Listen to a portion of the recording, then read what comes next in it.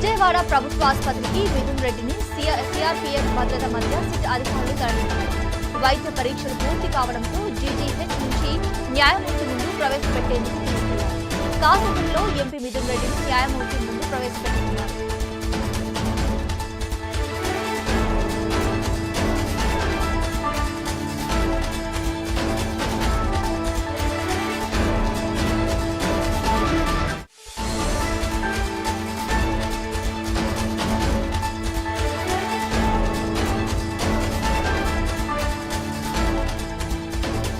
విజయవాడ ప్రభుత్వ ఆసుపత్రికి మిథున్ రెడ్డిని సిఆర్పీఎఫ్ భద్రత మధ్య సిట్ అధికారులు తరలించారు.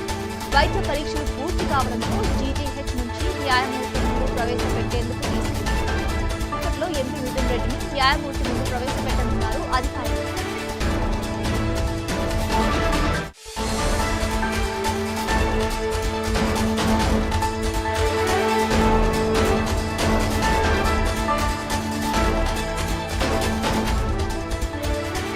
దీనిపై మరింత సమాచారం మా ప్రతినిధి కృష్ణ అందిస్తారు. కృష్ణ, చెప్పండి.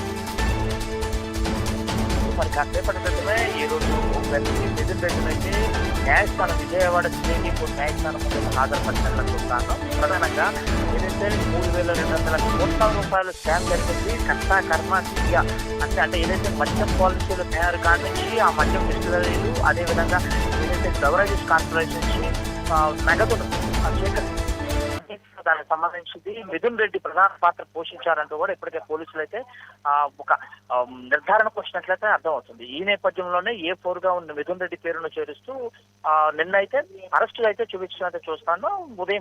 కోర్టుకు ఉదయం విజయవాడలో ఉన్న ప్రభుత్వ వైద్యశాల తీసుకువెళ్ళి అక్కడ అన్ని తనకు ప్రభుత్వ వైద్యుల సమక్షంలో అన్ని వైద్య పరీక్షలు నిర్వహించిన అనంతరం మరి కాసేపటి క్రితమే ఇక్కడ విజయవాడ కోర్టుకు అయితే తరలించిన పరిస్థితి చూస్తాను. ప్రధానంగా ఏదైతే ఈ రోజు సిట్ అధికారులు కూడా 14 రోజులు అంటే పోలీస్ కస్టడీకి మళ్ళీ కోర్టు కూడా పిటిషన్ కూడా దాఖలు చేయడానికి చూస్తాను. ఇప్పుడే వాదనలు అంటే మిథున్ రెడ్డి నుంచి కానీ ఇది ప్రభుత్వం తరఫున వాదనలు అయితే దాదాపుగా ఒక అరగంట నుంచి అయితే వాదనలు వినిపిస్తున్న పరిస్థితి చూస్తాను. ఎట్టకేలకు మిథున్ రెడ్డి ఏదైతే ఉందో అంతా అంటే ప్రధానంగా అయితే రిమాండ్ విధిస్తారు, 14 రోజుల పాటు రిమాండ్ విధించబోతున్నారు అంటూ కూడా పెద్ద ఎత్తున చర్చ